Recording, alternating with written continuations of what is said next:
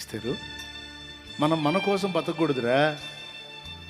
చచ్చినా బతికినా మొట్టమొదటి దేవుని కోసం బతకాలి, రెండు ప్రజల కోసం బతకాలమ్మా. మనం మొర్దెకై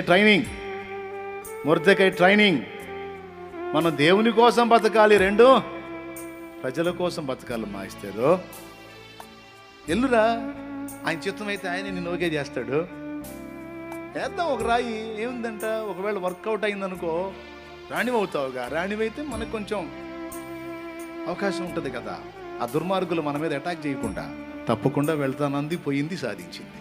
సృష్టికర్తకు ఒక భరోసాగా నీవు ఉండగలిగావా? నిన్ను బట్టి ఉన్నాళ్లే నా కుమారుడు అని ఆనందపడగలడా? సృష్టికర్తగా తృప్తి ఉందా? ఉందిలే నా కుమార్తె, ఉన్నాళ్లే నా కుమారుడు. ఆ గ్రామానికి, ఆ కుటుంబానికి, ఆ బంధువర్గానికి, ఆ సమాజానికి, ఆ పట్టణానికి, ఆ జిల్లాకి, ఆ రాష్ట్రానికి దీపం వంటి నా కుమార్తె ఉన్నది, దీపం లాంటి నా కుమారుడు ఉన్నాడు అని దేవుడు అనుకోనగలిగే స్థితిలో నువ్వు ఉన్నావా? భక్తి చేస్తున్నావా?